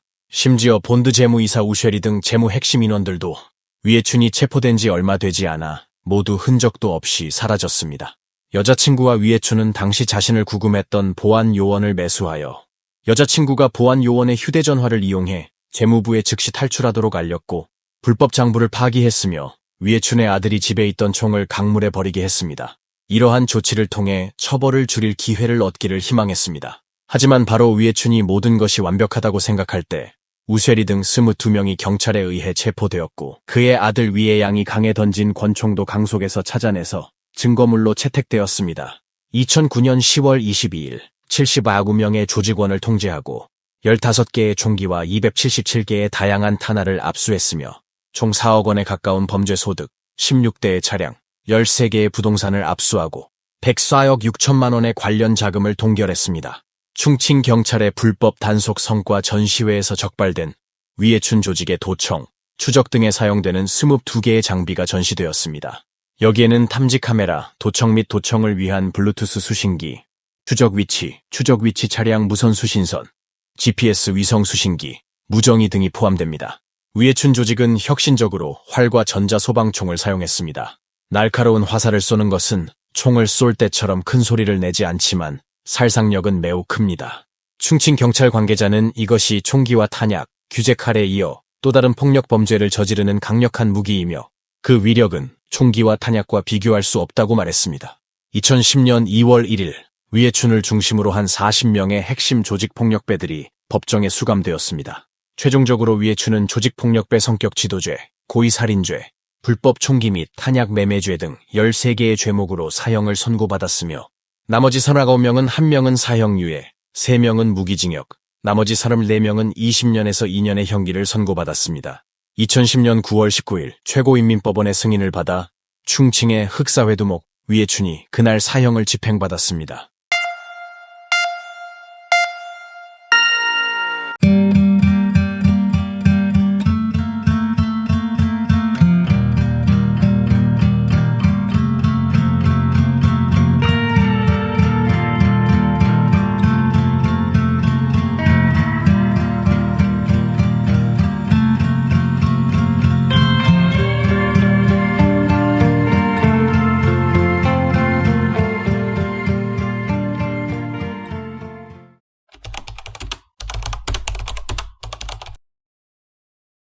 (1995년 12월 22일) 광둥성 판위의 겨울 새벽은 차가웠습니다. 아직 동이 트기 전 희미하게 밝아오는 하늘 아래 거리에는 두꺼운 외투를 입은 몇몇 행인들이 스쳐 지나가고 있었어요. 차가운 공기 속에는 새벽 특유의 고요함과 긴장감이 감돌았습니다. 사람들의 발걸음 소리조차 조용히 울렸죠. 그때 도시 한복판에서는 무거운 운송차 한 대가 은행에서 운반한 거액의 현금을 싣고 조용히 움직이고 있었습니다. 하얀색 운송차 내부에는 무장한 보안 요원 3명과 차분한 표정의 운전사 1명이 있었어요. 그들은 오늘도 평소처럼 돈을 안전하게 목적지에 전달하려고 했습니다. 하지만 아무도 예상하지 못했어요. 운송차가 도착한 곳은 판위 전자기기 시장 옆에 농촌신용조합 뒷문 앞이었습니다. 바로 그 순간 갑자기 어둠 속에서 검은 옷을 입은 5명의 남자가 튀어나왔어요. 그들은 총을 꺼내 들고 숨죽인 채 차 가까이로 뛰어들었습니다. 1명은 망설임 없이 운전사 쪽으로 달려가 그를 차량 밖으로 밀쳐내면서 2발의 총성을 냈어요. 운전사는 가슴과 복부에 총알을 맞고 땅에 쓰러졌습니다. 운송요원 중 1명인 천하이창은 놀라서 자신의 권총을 뽑아들었지만 순식간에 상대방에게 붙잡혀 무장 해제당했어요. 그는 공포에 질려 어떻게 해야 할지 몰라 몸이 굳었죠. 나머지 보안요원들도 겁에 질린 채 저항할 겨를도 없이 압도당했고 그들은 무력하게 차량에서 끌려 나왔습니다. 범죄자들은 냉혹했습니다. 한 명 한 명을 억지로 채서 끌어내며 총구를 겨누는 손에는 흔들림이 없었죠. 그리고는 단숨에 운송차를 탈취해 시커먼 아침 안개 사이로 사라졌습니다. 그들의 빠른 움직임에 주변 사람들은 얼어붙었고 차량이 사라진 곳에는 고작 2분 남짓한 시간이 흘렀을 뿐이에요. 그날 사라진 현금은 상상 그 이상이었어요. 중국 본토 통화인 1320만 위안과 홍콩 달러로도 241만에 달하는 거액이었죠. 거기에 범죄에 사용된 것으로 추정되는 방탄총기 10정과 권총 2정까지 있었습니다. 사건 현장에는 잔혹함의 흔적도 남아 있었어요. 운전사와 보안 요원들이 흘린 핏자국이 도로를 적셨고 탄피가 9개나 바닥에 떨어져 있었죠. 경찰은 급히 출동해 현장을 봉쇄했고 탄피와 혈흔 그리고 CCTV 영상 등 가능한 모든 단서를 수집했습니다. 그런데 놀라운 건 이 강도 사건을 벌인 범인들은 너무나도 치밀하게 움직였다는 사실이에요. 수천 명의 경찰 병력이 투입됐음에도 범인들은 흔적을 남기지 않고 사라졌습니다. 하지만 경찰은 단 하나의 실마리를 놓치지 않았어요. 탄피를 감식한 결과 범행에 쓰인 총기는 5사식 권총으로 밝혀졌고 이 총은 광둥성 청원 지역 한 은행에서 유출된 것으로 추적됐습니다. 여기서부터 수사는 시작됐어요. 범죄 조직의 실체, 은신처, 도주 경로, 그리고 21년이라는 긴 세월 동안 이어진 추격의 서막이었죠. 판위 대강도 사건이 벌어진 지 이틀째 되는 날, 광둥경찰은 사건 현장과 주변 지역을 샅샅이 뒤지며 단서를 찾고 있었습니다. 그 무렵 수십 킬로미터 떨어진 순덕이라는 도시에서 하얀 운송차 한 대가 발견됐어요. 그것은 바로 도난당한 운송차였습니다. 경찰이 차량에 다가가자 차 안은 음산한 침묵에 쌓여 있었어요. 운송차 내부에서 발견된 건 이미 숨을 거둔 한 보안 요원의 시체였습니다. 그의 눈은 감겨 있었고 몸에는 피가 흥건했어요. 하지만 그보다 더 충격적인 건 차량 안에 여전히 남아있던 현금 다발과 무기였습니다. 경찰은 즉시 현금을 확인했는데 160만 위안과 30만 홍콩 달러가 남아있었고 거기에 서둘러 버리고 간 듯한 권총 한 자루도 있었어요. 현장 주변에서 수집한 탄피들을 감식한 결과 모두 5사식 권총에서 발사된 것으로 밝혀졌습니다. 이 총들은 광둥성 청원 지역 한 은행에서 분실된 것이었죠. 더 충격적인 사실은 그 은행에서 보안 요원으로 일하던 허웨이광이 사라졌다는 거였어요. 경찰은 허웨이광을 집중적으로 조사하기 시작했고 그가 허융신이라는 남자와 매우 친하게 지내며 판위 사건 발생 지역 인근 작은 여관에서 함께 머물렀다는 사실을 알아냈습니다. 조사 과정에서 우자오첸, 허둥아이, 위안창룽, 천하이창, 그리고 천쇠민까지 총 7명이 이 사건의 핵심 용의자로 떠올랐어요. 하지만 이들은 경찰 추적을 피해 흔적도 없이 사라졌습니다. 그럼에도 경찰은 포기하지 않고 허웨이광이 여동생에게 큰 화물차 한 대를 빌려주고 1만 위안을 건넸다는 정보를 입수했죠. 화물차 운전사는 친구의 친구에게 부탁받아 짐을 싣고 광서성 땡영까지 갔다고 진술했지만 경찰은 그 안에 뭔가 숨겨져 있다고 판단했습니다. 화물차를 추적해 도착한 곳에서 땅속 깊은 곳에 숨겨진 큰 가방 2개가 발견됐어요. 가방 안에는 현금 사색 10만 위안과 52만 홍콩 달러가 다발로 묶여 있었고 총기 4정도 함께 숨겨져 있었습니다. 한편 허웨이광의 사생활을 조사한 결과 그가 술과 여자를 좋아해 마사지업소와 노래방을 자주 드나들었다는 사실도 밝혀졌어요. 그래서 경찰은 광둥성 내 모든 유흥업소를 수색했고 마침내 노래방에서 일하는 한 여성으로부터 허웨이광과 허융신의 최근 행적을 듣게 됐습니다. 그 여성은 조심스럽게 말했어요. 두 사람이 얼마 전 이 지역을 떠났다는 걸 들었어요. 이 증언 덕분에 광둥성과 광서성 경찰이 협력해 허웨이광과 허융신을 체포하는 데 성공했습니다. 또한 광서성으로 도주한 우자오첸도 경찰에 붙잡혔어요. 그들은 자백했어요. 운송차를 탈취한 뒤 현금을 배에 싣고 청원까지 물길로 옮겼으며 현금을 나눈 뒤 흩어져 도망쳤다고 말이죠. 하지만 아직도 천하이창과 천쇠민, 2명의 주요 주범은 행방이 묘연했습니다. 판위 대강도 사건의 핵심 범죄자 중 2명, 천하이창과 천쇠민은 경찰의 거센 추적에도 불구하고 끝내 행방을 감췄습니다. 하지만 경찰은 이들을 반드시 잡겠다는 의지를 꺾지 않았어요. 특히 천쇠민은 이 사건의 주요 기획자 중 한 명으로 사령관 혹은 교수님이라는 별명까지 있을 만큼 조직 내에서 중요한 위치에 있었죠.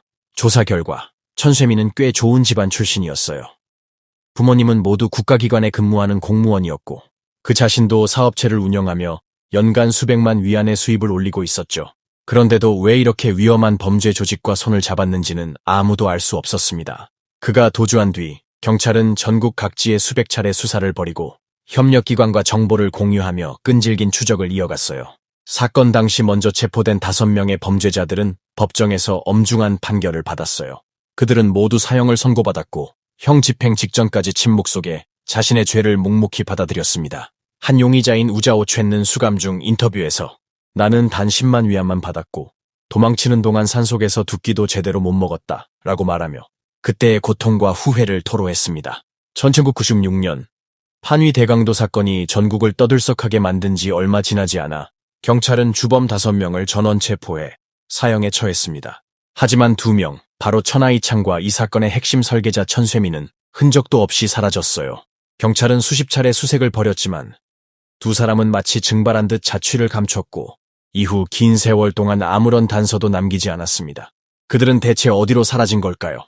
시간은 흘러 그로부터 무려 20년, 2016년 12월 25일 중국 윈난성 루이리시의 한 경찰서로 한 통의 전화를 받은 순간 사건은 다시 움직이기 시작했어요. 저는 1995년 판위 강도 사건의 도망자 천하이창입니다. 병이 너무 깊어요. 이제 죽기 전에 가족 좀 만나고 싶습니다. 이 전화는 사건 이후 처음으로 도망자 중 한 명이 자수한 것이었고 그의 말은 진심이었습니다. 천하이창은 폐결핵 말기였고 피를 토하며 겨우 숨을 쉬는 상태였어요. 현장에 도착한 광둥 경찰은 병원에 누워 숨을 헐떡이던 중년 남성을 마주했습니다. 초췌하고 말라붙은 얼굴. 하지만 그의 눈빛엔 더 이상 도망갈 힘도 없었어요. 천하이창은 마지막으로 오래도록 숨겨왔던 또 다른 이름을 털어놓습니다. 천쇠민, 지금은 모이즈로 살고 있어요. 그는 여전히 살아있었고 무려 21년 동안 완벽하게 다른 사람으로 살아가고 있었던 겁니다. 천쇠민의 도피는 철저했습니다. 처음에는 푸젠, 산시, 하이난, 그리고 국경을 넘은 베트남까지 흘러다니다가 결국 다시 윈난성 루이리에 정착했습니다. 그곳은 국경 도시였고 검문이 느슨한 틈을 타 그는 신분을 완전히 세탁했죠. 새로운 이름은 모이즈, 그는 공문서에 위조된 신분증을 등록했고 전화, 은행, 보험, 모든 명의는 전부 아내의 이름으로 처리했습니다. 그는 루이리에서 평범한 삶을 시작했어요. 건자재 시장에 점포를 차려 타일, 목재, 가구 등을 팔았고 손님들에게는 늘 공손하고 친절한 가게 사장님으로 통했어요. 그리고 그 사이에 한 여성과 결혼, 3딸의 아버지가 되었고 아이들에게는 늘 다정하고 자상한 아빠였죠. 그의 이웃, 사업 동료, 거래처 사람들조차 그가 20년 전 광둥에서 1,000조 500만을 털고 사람을 죽인 강도라는 걸 상상조차 못했습니다. 현지 상인들은 나중에 뉴스로 진실을 알게 된 뒤 이렇게 말했어요. 모 사장님이요? 말도 안 돼요. 그분은 진짜 예의 바르고 정직한 분이었어요. 하지만 진실은 숨길 수 없었어요. 천하이창의 자백을 받은 경찰은 즉시 신분조회를 거쳐 루이리시에 있는 모이즈의 사업체를 확인했고 정확히 그가 천쇠민이라는 걸 파악했습니다. 수색영장이 발부되었고 경찰 특수팀이 조용히 그의 건자재 시장을 포위했습니다. 그날 오후 점포 정리 중이던 천쇠민은 가게 앞에 멈춰선 수사관들의 눈빛을 마주쳤고 단번에 알아챘습니다. 그는 한참을 멈춰 서 있었어요. 주변 상인은 그저 세금 문제쯤으로 생각했지만 그는 이미 알고 있었습니다. 이제 끝이구나. 체포 당시 그는 조용히 손을 들었고 총 한 발, 저항 한 번 없었습니다. 21년 전 은행 뒷문에서 권총을 들고 돌진하던 그 남자가 이제는 고개를 푹 숙인 채 수갑을 찬 채로 광둥으로 압송되고 있었어요. 그를 지켜보던 건자재 시장의 상인들은 믿을 수 없다는 표정으로 웅성였고 한 노상인은 이렇게 중얼거렸다고 해요. 모 사장이 강도라고? 우리한텐 그저 가족 생각하는 사람이었는데 2017년 초 천쇠민은 호송 차량에 실려 21년 만에 다시 광둥성 법원의 모습을 드러냈습니다.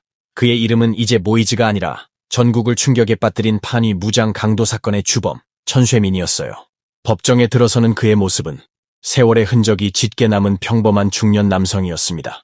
머리는 반쯤 휘어졌고 손에는 오래된 못자국과 상처들이 가득했죠. 하지만 그 얼굴에선 20년 동안 가족을 지키고 장사를 해오던 모 사장의 온화함이 아직 남아있었습니다.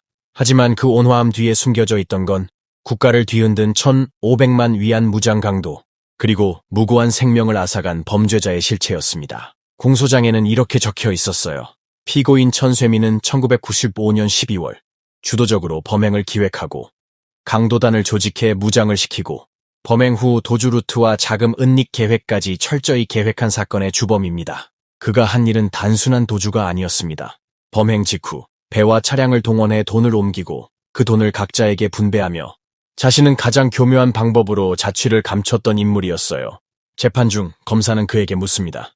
21년 동안 평범한 사람으로 살아왔다고 해서 당신이 저지른 죄가 사라질 수 있다고 생각합니까? 천쇠민은 아무 말도 하지 않았습니다. 그저 고개를 숙이고 있던 그는 가끔씩 관중석에 앉아있는 가족 쪽을 힐끗 바라볼 뿐이었어요. 그 시선엔 미안함도 후회도 담겨 있었지만 변명은 없었습니다. 그의 아내와 세 딸도 그 자리에 있었습니다. 그들은 천쇠민이 그런 과거를 가진 인물이라는 걸 전혀 몰랐다고 진술했습니다. 그 딸 중 첫째는 재판이 끝난 후 이렇게 말했어요. 아빠가 죄를 지었다면 그 죄값을 치러야 한다고 생각해요. 하지만 저는 아빠가 어떤 사람이었는지도 알거든요. 법원은 그의 도주기간 중의 태도, 사회에 끼친 피해, 자수한 동기, 그리고 범행의 중대성을 모두 고려해 최종 판결을 내렸습니다. 천쇠민 사형 판결, 단 2년 유예 집행. 형을 즉시 집행하지 않고 2년간 교정 태도를 보고 무기징역 혹은 감형 여부를 판단하는 판결이었습니다. 그는 다시 호송차에 실렸고 그날 이후 사람들 앞에 나타나지 않았습니다. 하지만 인터넷과 뉴스 속에서는 그의 얼굴이 며칠 동안 수없이 떠돌았어요. 사람들은 충격에 빠졌습니다. 모 사장님이 그 강도 사건의 주범이었다고. 진짜 믿기지가 않아. 우린 늘 그 사람한테 신세 졌는데 아이들을 그렇게 예쁘게 키웠잖아. 그를 아는 사람들 대부분은 현실을 받아들이기 힘들어했지만 사건은 엄연한 현실이었고 그의 죄는 절대 작지 않았습니다. 한편 이 판결로 인해 판위 무장 강도 사건의 모든 범인들은 결국 법정에 서게 되었고 21년에 걸친 수사는 마침표를 찍게 되었어요. 그렇다면 그는 21년을 어떻게 도주해서 지냈을까요? 1995년 12월 22일 운송 차량을 털고 난 후 천쇠민은 곧바로 그 다음을 준비하고 있었어요. 그는 단순히 강도를 벌인 게 아니라 처음부터 도주 시나리오까지 치밀하게 세워뒀던 인물이었죠. 범행 당일 운송 차량을 훔친 후 곧장 광저우의 한 작은 부두로 이동했고 사전에 대기시켜둔 소형 쾌속선에 강탈한 현금과 무기 그리고 인원들을 실었습니다. 그들은 강을 따라 물살을 타고 빠르게 청원 쪽으로 이동했고 거기서 일단 첫 번째 피신처에 짐을 풀었습니다. 경찰이 고속도로와 도심을 중심으로 수색에 집중하는 사이 천쇠민은 산속 외딴 민가에 잠시 머물렀다가 몇 주 후 신분을 바꾸기 위해 푸젠성으로 이동합니다. 그곳에서 그는 위조 신분증, 위조 주민등록 등본, 심지어 허위 가족관계 증명서까지 구매했어요. 이후 모이즈라는 이름으로 새로운 삶을 시작했죠. 하지만 도주 초기의 삶은 결코 평탄하지 않았습니다. 초기 몇 년 동안 천쇠민은 매일 숙소를 옮기고 절대 한 곳에 오래 머무르지 않았어요. 대중교통을 피하고 현금만 사용하며 심지어 대낮에도 창문을 열지 않은 채 방 안에 틀어박혀 지내는 나날이었죠. 그는 가끔씩 신문이나 라디오를 통해 경찰 수사 정보를 엿들었고 자신의 몽타주가 실린 뉴스 화면이 나올 때면 숨을 죽인 채 TV를 꺼버리곤 했습니다. 내가 진짜 사람을 죽였구나. 이렇게 도망만 다니며 평생 살아야 하나. 그런 생각이 머리를 스치기도 했지만 돌아갈 수는 없었습니다. 그는 도주 3년째 되는 하에 어느 작은 목재 공장에서 하루하루 일용직으로 일하기 시작했어요. 그곳에서 만난 한 여성과 가까워졌고 결국 서로 신분에 대해 말하지 않은 채 결혼하게 되었습니다. 그는 아내에게 본인의 과거를 끝까지 숨겼습니다. 나는 예전에 사업하다 실패한 사람일 뿐이야.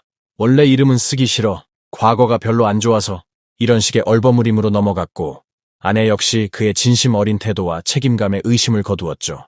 결혼 후 그는 자금 일부를 조심스럽게 빼돌려 건자재 도소매 사업을 시작했습니다. 현지 시장은 그를 일만 열심히 하는 조용한 남자, 항상 깍듯한 사장님으로 기억했어요. 아이도 셋이나 낳았고 그는 밤마다 아이들 이불을 덮어주며 한편으론 이런 생각도 했다고 해요. 혹시 이 아이들이 내가 저지른 죄를 알게 되면 날 어떻게 볼까? 하지만 2016년 겨울 자신과 함께 도피하던 천하이창이 폐결핵으로 쓰러졌다는 소식을 들었고 곧장 알아차렸어요. 이제 시간이 얼마 남지 않았구나. 그는 평소처럼 가게에 나갔다가 어느 날 혼자 골방에 들어가 오래된 종이 한 장을 꺼냈습니다. 거기에는 그가 기억하고 있는 도주 루트, 함께했던 사람들 이름, 그리고 마지막으로 남긴 돈의 위치가 적혀 있었어요. 그걸 확인한 그는 무거운 숨을 내쉬고 핸드폰을 꺼내 들었습니다. 그리고 저는 천쇠민입니다. 자수하겠습니다.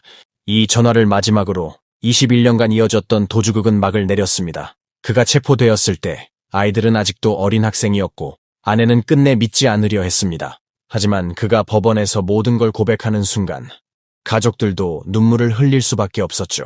그렇게 한 남자의 인생을 건 숨바꼭질은 조용히 끝났습니다. 오늘은 충칭의 악명 높은 흑사회 두목 천즈이의 이야기를 해보겠습니다. 그가 이끄는 범죄 조직은 충칭 위베이구를 공포로 몰아넣은 거대한 범죄 집단이었습니다.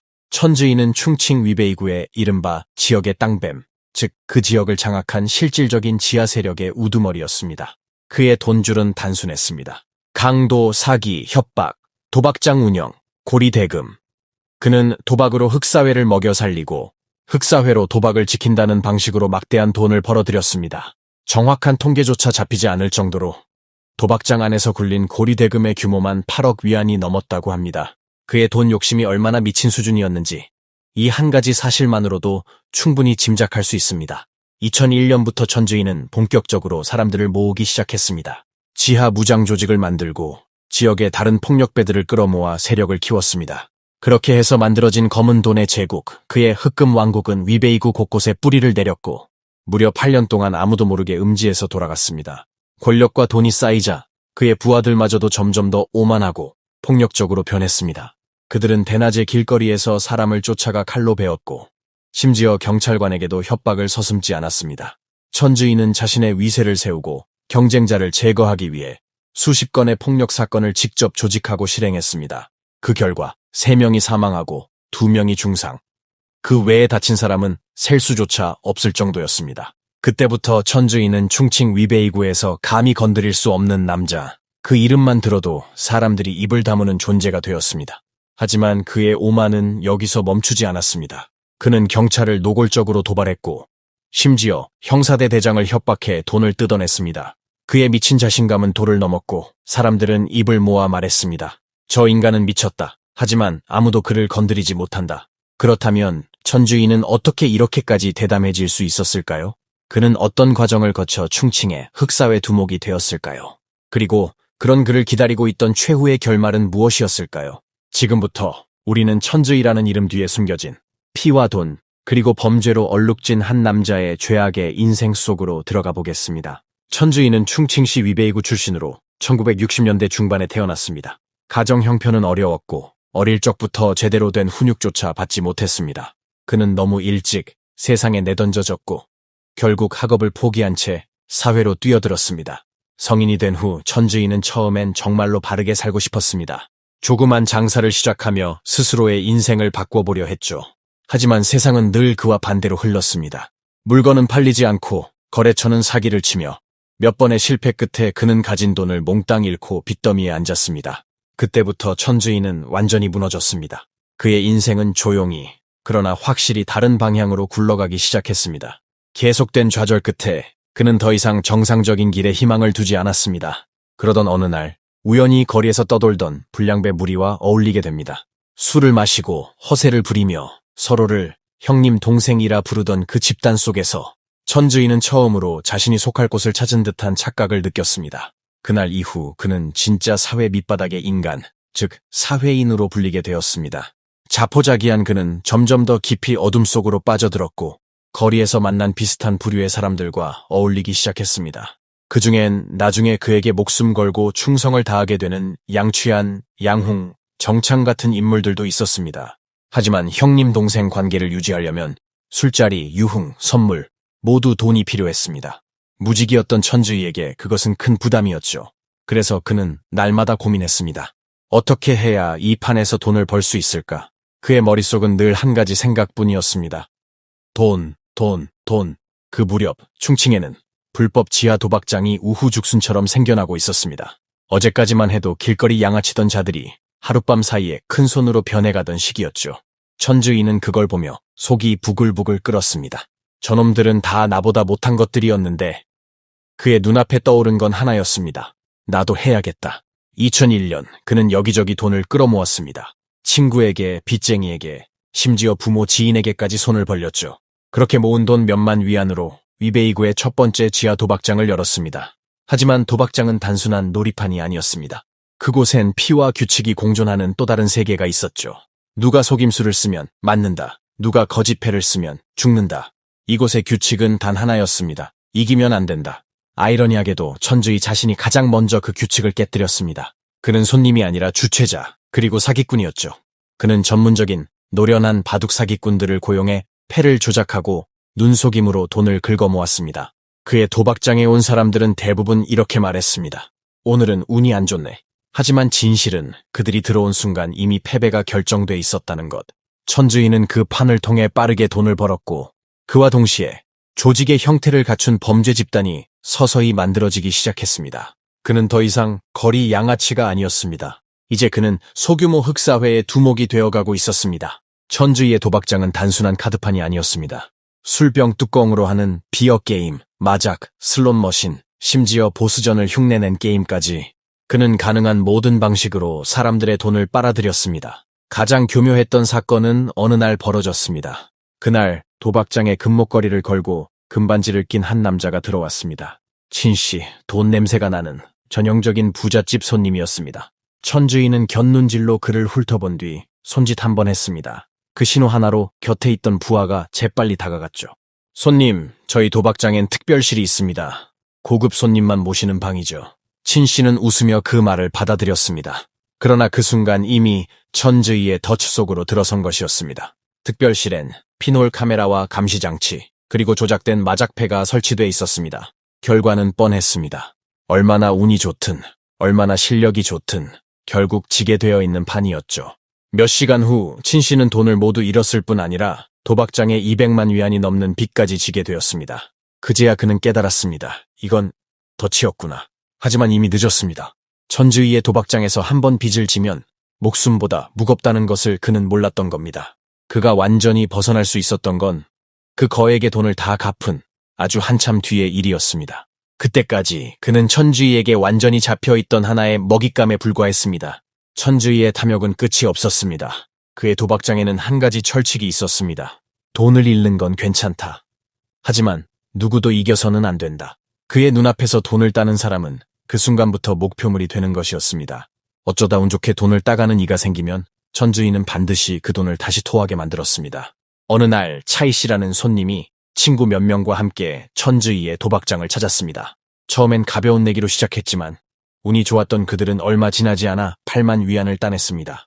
관리자는 처음엔 웃으며 3만 위안만 지급하고는 곧장 전화를 걸어 사장님이 오셔야겠습니다. 라고 보고했습니다. 천주인은 소식을 듣자마자 직접 도박장으로 향했습니다. 그리고 단 한마디 했습니다. 이겼다고 사기지 방으로 데려가. 그는 차이 씨 일행을 강제로 방 안으로 끌고 들어가 손 하나 까딱하지 않고 명령했습니다. 멈수색해. 피해자들이 거부하자 천주인은 눈빛 하나로 신호를 보냈고 순식간에 부하들이 달려들어 주먹과 발로 무자비하게 폭행하기 시작했습니다. 피를 흘리며 쓰러진 그들은 결국 모든 걸 내놓았습니다. 현금 4만 9천 위안, 그리고 은행카드. 천주인은 거기서 멈추지 않았습니다. 그 자리에서 직접 카드를 빼앗아 계좌 속 7만 5천 위안까지 강제로 이체시켰습니다. 그는 끝까지 한 푼도 남기지 않았습니다. 천주이에게 들어온 돈은 절대 나갈 수 없다. 사람들은 그를 두고 이렇게 불렀습니다. 입만 있고 출구는 없는 괴물, 살아있는 피쇼. 천주인은 도박장만으로 만족하지 않았습니다. 그가 세운 또 하나의 거대한 돈줄, 그것은 바로 도박장 안에서의 고리대금이었습니다. 도박판에서 돈을 다 잃은 사람들에게 천주인은 마치 좋은 사람인 양 다가갔습니다. 형님, 제가 좀 도와드릴까요?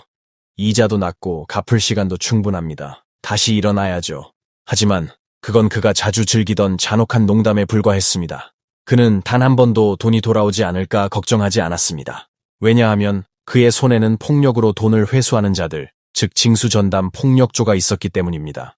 돈을 제때 갚지 못한 사람들에게 천주이의 조직은 상상할 수 없는 수단을 썼습니다. 사무실이든 가게든 길거리든 그들은 대낮에 피해자를 붙잡아 강제로 끌고 가 폭행했습니다. 돈을 안 갚을 거면 손이라도 두고 가. 그들은 사람을 때리고 감금하고 협박했습니다. 심지어 피해자들이 공포에 질린 채 빚 문서를 직접 쓰게 한 뒤에야 풀어줬습니다. 이것이 천주이식 징수 프로세스였습니다. 폭행, 협박, 돈, 해방, 단 한 번도 예외는 없었습니다. 한편 그가 시킨 징수조는 또 다른 빚을 회수하러 움직이고 있었습니다. 이번 대상은 한 소규모 사업가, 천주이에게 큰 돈을 빌렸다가 갚지 못한 남자였습니다. 그를 찾지 못하자 부하들은 그의 가족을 표적으로 삼았습니다. 그들의 방식은 악랄했습니다. 빚쟁이의 집 대문 앞에 빨간 페인트가 든 유리병을 던지고 지폐 대신 염주를 뿌리며 벽에는 커다란 붉은 글씨로 이렇게 써놓았습니다.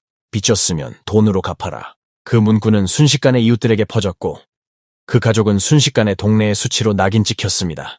그 사업가는 집 안에 숨어 벌벌 떨고 있었습니다. 그는 누구보다도 잘 알고 있었습니다. 천주희에게서 도망칠 수는 없다는 것. 그는 도망을 생각했지만 그럴수록 가족이 위험해질 것을 알고 있었습니다. 그러던 어느 날 밤 휴대전화가 울렸습니다. 여보세요, 돈 준비됐나? 천주희의 목소리였습니다. 그는 손에 땀을 쥔 차에 대답도 못했습니다. 결국 그는 집을 팔아 빚을 갚았습니다. 그렇게 천주희는 또 한 번 피 한 방울 흘리지 않고 남의 인생을 삼켜버렸습니다. 그의 잔혹한 방식은 언제나 통했습니다. 갚을 능력이 있는 사람은 겁으로 조종했고 능력이 없는 사람은 폭력으로 없앴습니다. 그에게 세상은 단 두 종류의 인간뿐이었습니다. 돈이 되는 사람과 쓸모없는 사람. 하지만 지금까지의 잔혹함은 서막에 불과했습니다. 2004년 한 남자 왕씨가 천주희의 도박장에 들어섰습니다. 그는 그저 조금만 해볼까 하는 마음으로 판에 앉았지만 그날로 인생이 끝났습니다. 그는 점점 더 깊이 빠져들었고 결국 300만 위안의 도박빚을 지게 됐습니다. 갚을 능력이 없던 왕씨에게 천주희는 먼저 집을 담보로 맡기라 명령했습니다. 하지만 그걸로도 부족했습니다. 그래서 그는 부하들에게 명령했습니다. 데려와 직접 얘기하지. 왕씨는 이미 체념한 듯 말했습니다. 돈은 없습니다. 그는 친척에게 연락조차 하지 않았습니다. 그 말이 끝나자 천주희의 눈빛이 돌처럼 차가워졌습니다. 그는 손에 잡히는 걸 들었습니다. 탁자 위에 칼. 그리고는 아무 말도 없이 왕씨의 배를 직접 찔러버렸습니다. 왕씨는 현장에서 실혈사했습니다. 사건 후 천주희는 부하들에게 시체를 처리하라 지시했습니다. 그 누구도 그날의 일을 입에 올리지 못했습니다. 그날 밤 그 피비린내 나는 살인은 아무 일도 없었던 듯 어둠 속에 묻혀버렸습니다. 사람들은 나중에 이렇게 말했습니다. 천주희에게 빚을 진다는 건 목숨을 담보로 잡힌다는 뜻이었다. 그의 세상에서 돈은 피보다 귀했고 빚은 곧 죽음의 약속이었다. 사람을 죽인 뒤에도 천주희는 전혀 자제하지 않았습니다. 오히려 더 대담하고 광기 어린 자로 변했습니다. 피로 얼룩진 그 수단 덕분에 그는 단기간에 막대한 부를 손에 쥐었습니다. 하지만 천주희에게 돈만으로는 부족했습니다. 그는 공포로 사람들을 다스리려 했습니다. 그는 위베이구와 인근 지역에서 자신의 세력을 확실히 보여주기 위해 일부러 시비를 걸고 부하들을 데리고 다른 조직과의 싸움을 직접 주도했습니다. 몽둥이, 맥주병, 칼, 손에 잡히는 건 모든 무기였습니다. 폭력, 협박, 위협. 그 모든 걸 동원해 그는 흑도의 권위를 세웠습니다. 그 결과 싸움이 벌어질 때마다 결국 이기는 쪽은 늘 천주희였습니다. 그는 패자들의 자리를 차지하며 세력을 키워나갔습니다. 하지만 폭력은 끝이 아니었고 그의 악행은 점점 더 끔찍해졌습니다. 심지어 그는 미성년 소녀를 성폭행하기까지 했습니다. 그의 죄목은 수없이 많았고 그 이름은 점점 더 짐승에 가까워졌습니다. 천주희도 알고 있었습니다. 자신이 저지른 일들이 언젠가 대가를 부를 것이라는 걸. 그래서 그는 조직 내부의 통제를 더 강화했습니다. 누구도 입을 열 수 없도록 공포와 충성심으로 부하들을 묶어두기 시작했습니다. 불과 몇 년 사이 그는 수십 차례의 폭력 사건과 집단 난투를 일으켰습니다. 공공장소에서 경쟁자를 공개적으로 위협하거나 다른 도박장을 부수고 협박하는 일은 그의 일상이 되었습니다. 그 결과 천주희가 눈독들인 도박장은 모두 그의 손아귀에 들어갔고 위베이구의 지하 도박시장은 사실상 그의 독점 영역이 되었습니다. 부와 권력을 모두 손에 넣은 뒤 천주희의 행보는 더욱 거칠어졌습니다. 그는 지역사회에서 하나의 상징이 되었고 사람들은 이렇게 말했습니다. 누구는 건드려도 된다. 하지만 천주희만은 절대 안 된다. 그의 조직은 철저히 규율화되어 있었고 천주희는 조직의 법을 만들었습니다. 대장의 명령은 절대적이다. 싸움이 나면 모두 함께 나선다. 배신자는 용서 없다. 배신한 자는 맞거나 사라졌습니다. 그 중간은 없었습니다. 그의 철혈 규칙 아래 조직은 점점 더 단단해졌습니다. 그리하여 위베이구에는 검은 제국, 천주희의 왕국이 완성되어 갔습니다. 천주희가 이끄는 범죄 조직은 오랜 세월 동안 위베이구를 공포로 지배했습니다. 그들의 조직 구조는 철저하고 체계적이었습니다. 누구는 돈을 관리하고 누구는 폭력을 담당했습니다. 각자의 역할이 명확했습니다. 천주희는 내부에 규율을 만들었습니다. 형제가 곤란할 땐 끝까지 함께 간다. 밖에서 일이 터지면 반드시 누군가가 책임을 져야 한다. 조직의 체면을 잃는 일은 절대 용납할 수 없다. 그에게 조직은 신과도 같은 존재였습니다. 조직을 위해 죽는 것은 그저 충성의 표시였죠. 2004년 어느 날 부하 양취한이 피투성이 얼굴로 천주희 앞에 뛰어왔습니다. 형님, 큰일 났습니다. 누가 절 때렸습니다. 그를 때린 사람은 원씨라는 남자였습니다. 양취한은 체격이 크지만 싸움 실력은 형편없었습니다. 몇 대 주고받기도 전에 그대로 쓰러졌죠. 이 말을 들은 천주인은 분노로 얼굴이 일그러졌습니다. 내 사람을 건드려? 그놈 가만두지 마. 그날 밤 그는 부하 펑후린, 위안밍 등에게 명령을 내렸습니다. 밤에 잡아 막없이 끝내. 2004년 9월 4일 밤 린수이현 탄퉁진. 어둠 속에서 몇 명의 남자가 칼을 들고 매복했습니다. 그 길은 원씨가 매일 지나던 길이었습니다. 한참 후 저 멀리 걸어오는 한 사람의 그림자. 그 순간 매복하던 남자들이 칼을 들고 뛰쳐나왔습니다. 너 뭐야? 내 목을 따라왔다. 그 말이 끝나자마자 칼이 번쩍이며 내리쳤습니다. 순식간에 피가 튀고 원씨는 비명을 지르며 쓰러졌습니다. 몇 번의 칼질 끝에 그는 그 자리에서 즉사했습니다. 범행 후 천주인은 부하들에게 해외로 잠시 피신하라 지시했습니다. 시간이 지나면 조용히 다시 돌아오라고 말했죠. 이 사건은 천주이가 진짜 두목으로 군림하게 된 전환점이었습니다. 그날 이후 아무도 그를 건드리지 못했습니다. 그런 일은 한 번으로 끝나지 않았습니다. 2006년 10월 12일 밤 위베이구의 한 술집에서 또다시 싸움이 벌어졌습니다. 천주이의 부하 친씨, 별명 칭링이 친구들과 술을 마시다 청씨 일행과 시비가 붙었습니다. 술이 오가며 분위기가 험악해지자 칭링이 먼저 폭발했습니다. 개연방진해? 죽을래? 그는 곧장 전화를 걸었습니다. 형님들 와요. 한 놈이 나한테 까부네요. 잠시 뒤 그의 동료 런융리 등이 칼을 들고 술집 안으로 들이닥쳤습니다. 그들은 아무 말도 없이 청씨 일행을 마구 찔러댔습니다. 비명과 욕설, 깨진 유리소리가 뒤섞였죠. 모두가 쓰러진 뒤 칭링은 발로 청씨의 몸을 걷어찼습니다. 기억해라. 다음에 또 건드리면 그땐 못 일어나. 이 일은 곧 천주이 귀에 들어갔습니다. 하지만 그는 화내지 않았습니다. 오히려 만족스러운 미소를 지었습니다. 잘했어. 도리에 맞게 처리했네. 이 바닥은 먼저 맞으면 끝이야. 그 한마디가 부하들에게 면허증이 되었습니다. 그날 이후 그의 부하들은 더욱 대담해졌고 폭력은 일상이 되었습니다. 그때부터 천주이 조직은 위베이구의 절대 권력으로 자리 잡았습니다. 공포는 이미 사회 곳곳에 퍼져 있었습니다. 천주이의 부하 중에는 고젠빈이라는 남자가 있었습니다. 그의 성격은 폭력적이었고 무엇보다 체면이라는 단어에 목숨을 걸다시피 했습니다.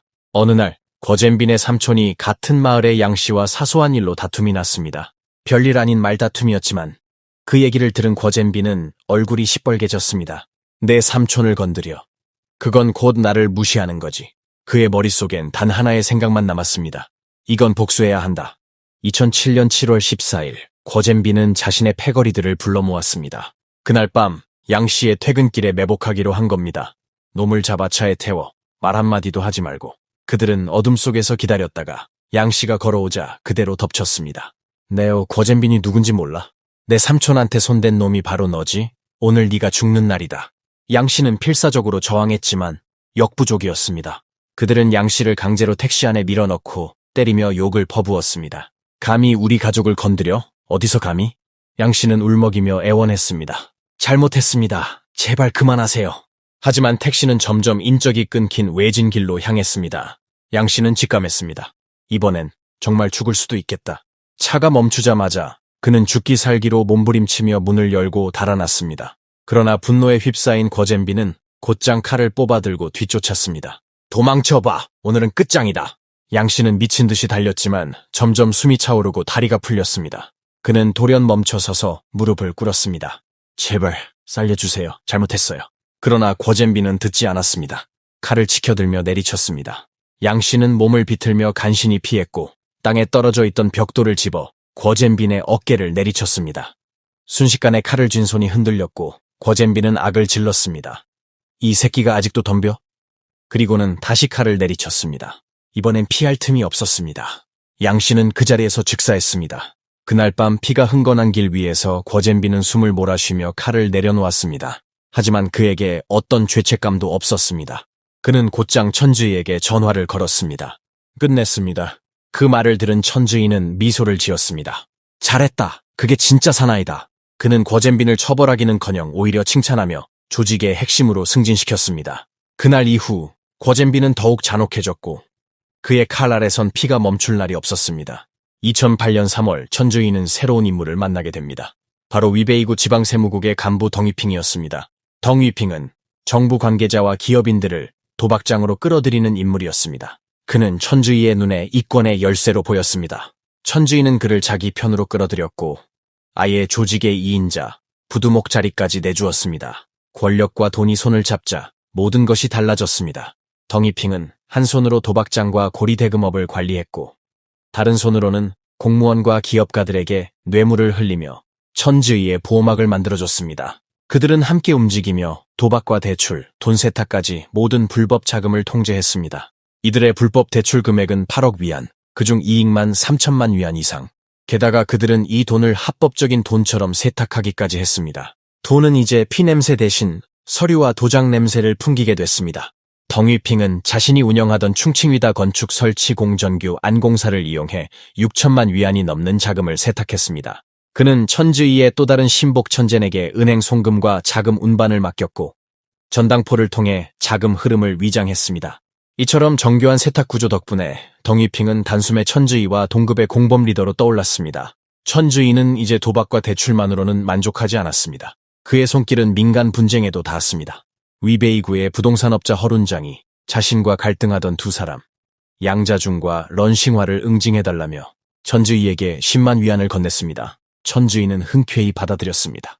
다음 날 그는 양취한, 양홍 등 부하를 시켜 두 사람을 찾아가 칼로 공격했습니다.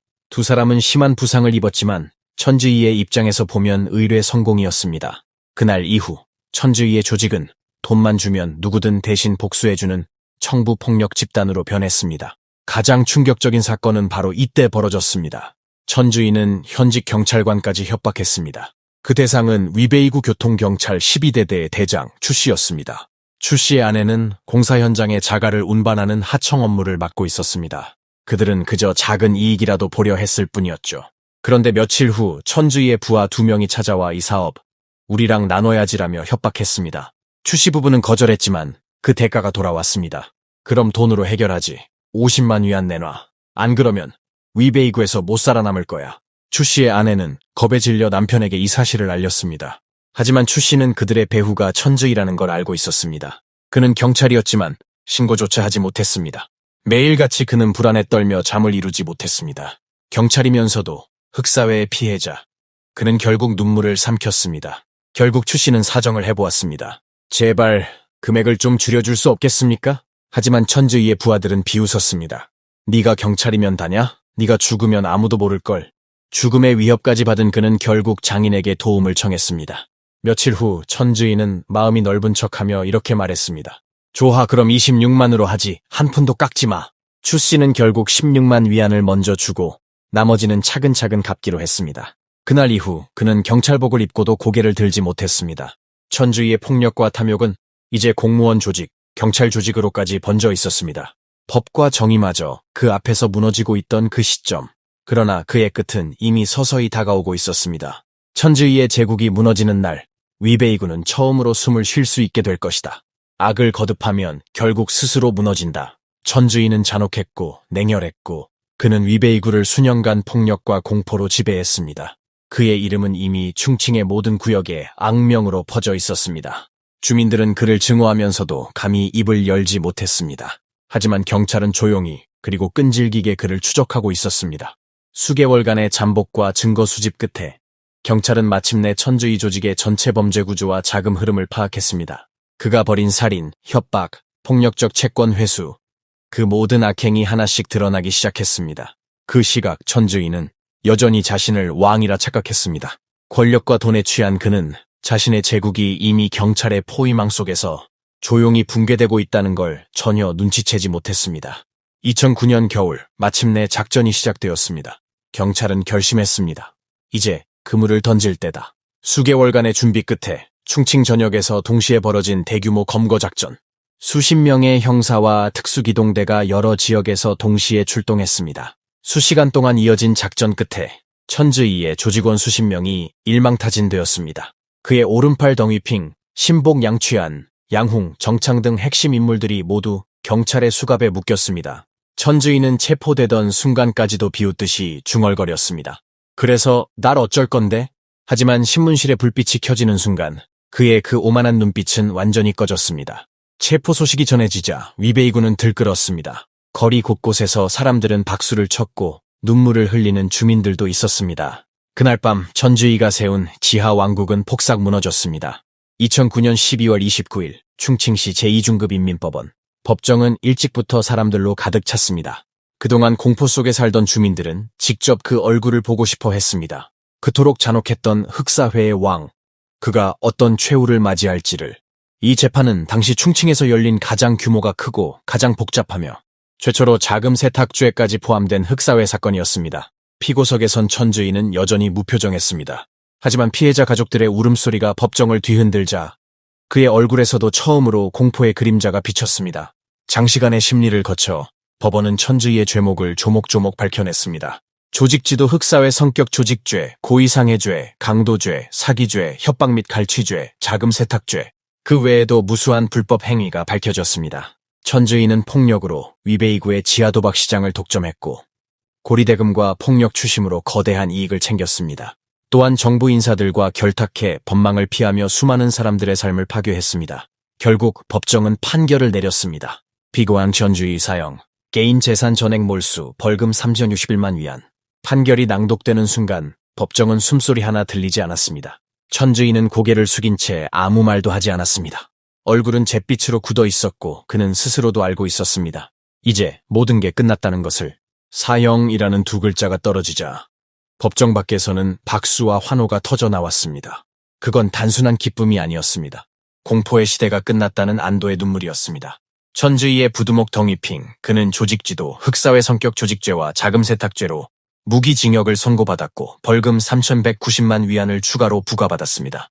그의 오른팔 양취한, 수차례 살인과 폭행을 주도한 그는 사형 및 벌금 1,500만 위안, 그 외 18명의 조직원은 각각 2년 6개월에서 사형유예까지 다양한 형량을 선고받았습니다.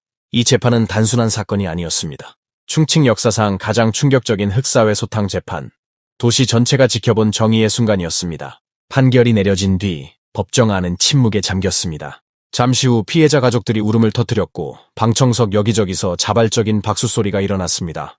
수년 동안 이어진 공포의 시대가 그날로 끝났습니다.